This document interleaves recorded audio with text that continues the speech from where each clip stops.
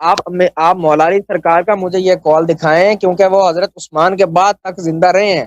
وہ تو شیعہ کتب میں موجود ہے نا، وہ عثمان سے پہلے ان کے اقوال موجود ہے. آپ نے دیکھیں آپ بھائی بس آپ بہتر یہ تھا کہ آپ یہاں پہ اس موضوع کو چھیڑنے سے پہلے میرے تقاریر کو سنتے ہیں، میرے جو مناظرات ہوئے تھے اس مسئلے پہ اس کو سنتے ہیں نا. میں نے بہت ساری احادیث روایات اس میں دکھا دی ہیں، تو اس پتہ یہ چلتا ہے کہ آپ کو بالکل ان باتوں کو نہیں معلوم. آپ جو ہے ابتدائی باتوں کو پکڑ کے اشکال کر دیتے ہیں نا، تو اس لیے آپ کو ان باتوں کا اندازہ نہیں ہے. آپ اسی لیے کمر باندھ کے ادھر آ گئے. اگر آپ کو پتہ چلتا، آپ تحقیق کرتے اس مسئلے پر، تو آپ اس آگے نہیں آتے، کیونکہ اس مسئلے کا جواب آپ لوگوں کے پاس ہے ہی نہیں. مجھے پتہ ہے آپ لوگوں کے پاس نہیں ہے.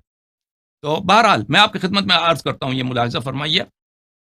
بلکہ میں آپ کو مسند احمد اور رسالہ سے دکھا دوں. امیر المؤمنین علیہ الصلوۃ والسلام کا کیا موقف ہے مصحف عثمان سے، وہ میں بہت دفعہ دکھا چکا ہوں. ملاحظہ فرمائیے، کتاب مسند احمد ابن حنبل، الجزء الرابع، چھاپ الرسالہ. یہاں پر عبداللہ ابن مسعود کا مصحف ہے. یہاں پر آپ کو لے کے چلتے ہیں صفحہ نمبر 43 میں میرے معزز ناظرین. صفحہ نمبر 43 میں، صفحہ نمبر 43. اچھا یہ حدیث نمبر 3929.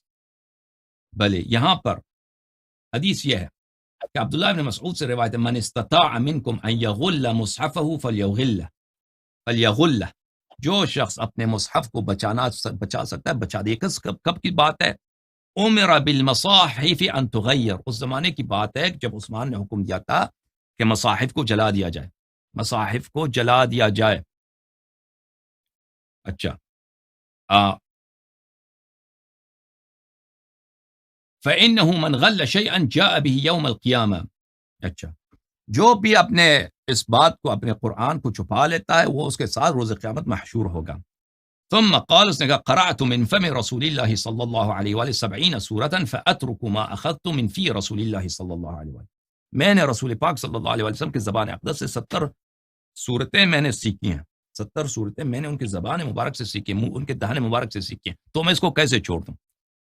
یہ حدیث عزیزو یہاں پر شعیب الارناؤوط جو ایک وہابی ہیں، وہ کہتے ہیں یہ ضعیف ہے.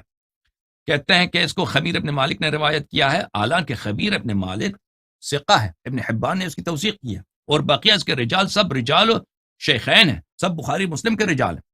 اسی حدیث کو شیخ احمد محمد شاکر نے تصحیح کیا. شیخ احمد محمد شاکر مسند احمد ابن حنبل، چھاپ دار الحدیث، جزء الرابع میں. یہاں پر آپ کو لے کے چلتے ہیں صفحہ نمبر 88 میں. وہاں پر اسی حدیث کو اس نے تصحیح کیا. یہ ہے. اچھا حدیث نمبر 3929 کو امر بالمصاحف ان تغیر. یہ کس زمانے کی بات ہے؟ اس زمانے کی بات ہے کہ جب قرآنوں کو جلایا جاتا تھا، قرآنوں کو پکڑ پکڑ کے جلاتے تھے عثمان کے حکم سے. تو عبداللہ ابن مسعود نے مخالفت کی اور کہا کہ اپنے قرآنوں کو بچاؤ. جو اپنے قرآن کو بچائے گا اس کے ساتھ محشور ہوگا. اور اس نے کہا عبداللہ، زید ابن ثابت کا کیا حیثیت ہے میرے سامنے؟ زید ابن ثابت، میں نے خود رسول پاک صلی اللہ علیہ وسلم سے 70 صورتیں سیکھی ہیں، تو میں وہ کیسے چھوڑ سکتا ہوں؟ میں اس کو کیسے چھوڑ سکتا ہوں؟ تو اس کا واضح دلیل ہے کہ اس نے مصحف عثمانی سے مخالفت کی ہے اور کہا ہے کہ اپنے قرآنوں کو بچاؤ. پھر روایات میں ملتا ہے، میں آپ کی خدمت میں دکھاؤں کہ کیسے اس کے قرآن کو لے کر اس کو فرائی کیا گیا. اگر مجھے وہ روایت مل جائے کہ اس کی قرآن مصاحف ابن ابی داود میں ہے، کتاب المصاحف ابن ابی داود میں. عثمان کا جو گورنر تھا وہ آیا تھا، اس نے عبداللہ مسعود سے زبردستی قرآن چھین کے اس کو تیل میں ڈال کے جلا دیا تھا، قرآن کو فرائی کیا تھا، اور وہ فرائی کر کے اس کو واپس دے دیا. فرائیڈ قرآن. یہ ہے صحابہ کے کمال. یہ مصاحف میں یہاں پر صفحہ نمبر 183 میں بہت سارے روایت ہو لکھا ہے اسی مضمون پر. یہاں پر صفحہ نمبر 183 میں ایک روایت نہیں، کئی ایک روایات ہیں اس سے کہ بھلے کہ اپنے قرآنوں کو بچاؤ. بہرحال آپ جو اجماع کا ذکر کر رہے ہیں نا، وہ اجماع کچھ بھی نہیں ہے. آپ فرما رہے ہیں کہ اجماع ہے، تو اس کے نقض میں بہت سارے روایات ہیں. اگر آپ کتب تفسیر میں چلے جائیں، عبداللہ ابن عباس کے مختلف اقوال مختلف کتب میں کہ فلان آیت اس طرح نازل ہوئی ہے، فلان آیت اس طرح نازل ہوئی ہے، اس کا الفاظ مختلف ہیں. یہ کم احادیث نہیں ہے، بہت زیادہ احادیث ہیں اس طرح. عبداللہ ابن مسعود کے بھی ہیں اسی طرح الفاظ. تو آپ جو کہہ رہے ہیں کہ اجماع ہے، یہ اجماع بعد میں وجود میں آئی ہے نا. یہ ایسی اجماع ہے جو جہال کی اجماع ہے.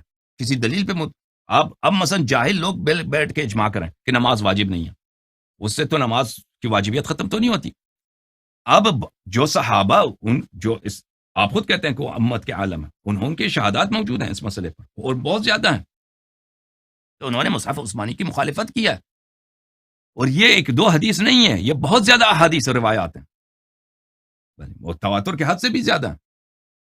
امیر المؤمنین علیہ السلام کے متعلق آپ جو فرماتے ہیں نا، وہ میرے تقریرات پہ آپ دیکھ لیں، آپ کی خدمت میں کیا عرض کروں، ٹھیک ہے نا بھائی. اس میں ان کے اقوال بہت زیادہ. انہوں نے خود قرآن جمع کیا ہے، ابو بکر سے پہلے اور زید بن ثابت سے پہلے ان کے قرآن موجود تھی، تو انہوں نے دکھایا صحابہ کو، صحابہ نے نہیں مانا.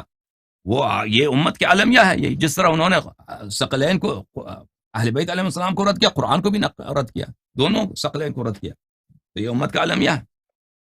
جی سر. اللہ یاری صاحب دیکھیں، میں آپ سے ایک چھوٹا سا سوال کرتا ہوں. مثال کے طور پر اگر زید کہتا ہے کہ نماز فرض نہیں ہے، تو آپ کے اوپر لازم ہے کہ آپ اس کو دلائل دیں، آپ اس کو بتائیں کہ ہاں بھی نماز فرض ہے، اس پر یہ قرآن مجید میں آیا، حدیث میں آیا، یہ اس پر قرائن موجود ہے کہ نماز فرض ہے. اب دیکھیں اتنا بڑا کام ہو گیا کہ جناب رد و بدل سارا کچھ ہو گیا، آپ کے بقول تسلیم کر لیا جائے. تو میرا سوال فقط چھوٹا سا یہ ہے کہ حضرت مولا کائنات نے، اگر ہاں ٹھیک ہے وہ قرآن جو تھا مولا کائنات نے وہ جمع کر لیا تھا، سوال یہ ہے کہ مولا کائنات نے وہ جو قرآن جمع کیا تھا، اگر دیکھیں نا حضرت عثمان کی تو شہادت ہو گئی تھی، اس کے بعد مولا کائنات نے اس کو واضح ہائی لائٹ کیوں نہیں کیا؟ ایک اور دوسری بات یہ ہے کہ مولا کائنات نے ان کے بعد یہ آپ مجھے کال دکھا دیں کہ آپ نے یہ ارشاد فرمایا ہو ان کے بعد کہ یہ قرآن درست نہیں ہے. بس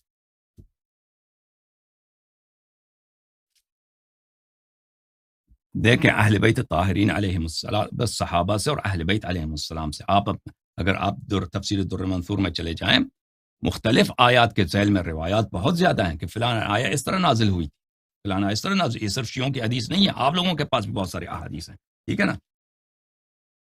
اس طرح آپ دیکھیں جی، لوگوں میں کی آپ کی حدیث ہے. بات اب سن رہا امیر ہوں، المؤمنین علیہ میں نے امیر المؤمنین علیہ السلام نے کیوں مثلا اپنا مصحف دوبارہ ظاہر نہیں کیا؟ جب صحابہ نے رد کیا تھا تو اس وقت امیر المؤمنین علیہ السلام نے اس وقت فرمایا تھا کہ آج کے بعد اس قرآن کو نہیں دیکھو گے جب تک میرا یہ 11واں فرزند امام مہدی علیہ السلام ظہور نہیں کریں گے. تو انہوں نے اس وقت فرمایا تھا، انہوں نے اتمام حجت کیا تھا. اب اس کام میں کیا مسالے ہیں، کیا فوائد ہیں؟ کیونکہ وہ کوئی کام نہیں کرتے مگر بامر رسول صلی اللہ علیہ وسلم، رسول اللہ صلی اللہ علیہ وسلم سے. وہ تصریح نہیں ہے اس کی، لیکن وہ ہمیں پتہ چل جاتا ہے مختلف ادوار سے کہ امت نہیں مانتے. اگر مثلا اپنے دور خلافت میں وہ ظاہر کرتے اس بات کو، انہوں نے عثمان کا قتل نہیں کیا تھا، ان پہ یہی تہمت تھی کہ انہوں نے عثمان کو قتل کیا، جا کے اس سے جہاد کرو. معاویہ شام میں تو یہی تو تھا کہ بھئی یہ انہوں نے عثمان کو قتل کیا، اس کو قتل کرو، نماز نہیں پڑھتا اس کو قتل کرو. یہ خوارج کہتے تھے یہ کافر ہو گیا، امیر المومنین سب کافر ہو گئے، بھئی کفر سے توبہ کرو نہیں تو ہم آپ سے جہاد کریں گے. اس بات پہ لڑائی تھی، ٹھیک ہے نا. جمل میں جو لڑائی ہوئی ہے طلحہ، زبیر اور نبی کریم صلی اللہ علیہ وسلم کے زوجہ سے کس بات پہ ہوئی ہے؟ وہ کہتے تھے کہ یہ عثمان کے خون کا انتقام لینے ہم آئے، حالانکہ امیر المومنین علیہ السلام کا کیا واسطہ عثمان کے خون سے، ٹھیک ہے نا. تو اگر آپ ان حالات کو اگر دیکھیے، اس طرح تو نہیں تھا کہ سب ان کی بات مانتے. اگر اسی دوران، اسی کشمکش میں، اسی جھگڑے میں وہ کہتے کہ بھئی یہ قرآن بھی میرا دوسرا ہے اور اس زمانے میں اس طرح نہیں تھے کہ سب صحابی تھے. سن 35-36 ہجری میں صحابہ کی تعداد شاید 5%، 3% بھی نہیں تھی مسلمانوں میں، کیونکہ بہت سارے لوگ نئے مسلمان ہوئے تھے. صحابہ کی تعداد بہت کم تھی. صحابہ صرف مدینہ والے تھے جنہوں نے رسول پاک صلی اللہ علیہ وسلم کے ساتھ ٹائم گزارا تھا.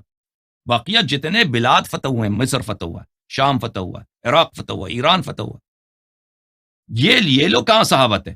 ان کو یہ تو بعد میں آئے ہیں. یہ لوگ کوئی مثلا 5 سال پہلے مسلمان ہے، کوئی 2 سال پہلے مسلمان ہوا، کوئی 10 سال پہلے مسلمان ہوا. ان کو ان باتوں کا کیا علم ہے؟ اسلام ان کی بہت سطحی اسلام ہے. تو اگر وہ اس زمانے میں وہ لوگ، وہ خود بھی متحیر ہیں اکثر لوگ کہ ہم کس کا ساتھ دے دیں، ہم معاویہ کا ساتھ دے دیں یا امیر المومنین علیہ السلام کا ساتھ دے دیں، طلحہ زبیر کا ساتھ دے دیں، امیر المومنین علیہ السلام کا ساتھ دے دیں. وہ لوگ تو اتنے عالم فقیہ وہ لوگ تو نہیں تھے. اب اس زمانے میں آ جاتے نا کہ یہ قرآن بھی ہے دوسرا ہے، اور اس قرآن میں یہ بھی لکھا ہے کتنے صحابہ کافر ہیں، ان کا ایڈریس بھی ہے. تو بھائی تو یہ لوگ مانتے ہیں، آپ سمجھتے ہیں یہ لوگ مانتے ہیں ان کی بات، ٹھیک ہے نا. اللہ صاحب دیکھیں، اگر ہمیں کسی بات کی وجہ نہ معلوم بھی ہو نا، کسی بات کی وجہ نہ بھی معلوم ہو تو اس سے ہمیں ضرر نہیں پہنچتا کہ انہوں نے کیوں واضح نہیں کیا. اب میں کہتا ہوں مجھے نہیں معلوم، لیکن اس سے فرق نہیں پڑتا کہ انہوں نے خود قرآن جمع کیا تھا اور فرمایا بھی تھا کہ بھلے کہ میرے پاس یہ جو قرآن مجید ہے یہ کامل، اس کو پکڑ لو. صحابہ نے کہا میں نہیں چاہیے آپ کا قرآن، پر انہوں نے کہا تھا کہ جب تک میرا 12واں فرزند نہیں آئے گا تم اس کو نہیں دیکھو گے. تو اچھا یہ والی انہوں نے روایت حجت جو آپ تمام کیا بیان تھا. کر رہے ہیں، یہ والی جو روایت آپ بیان کر رہے ہیں یہ اہل سنت کی کتابوں میں موجود ہے؟ ان کے جمع قرآن موجود ہے، ان کی جمع قرآن موجود ہے، ٹھیک ہے نا. نہیں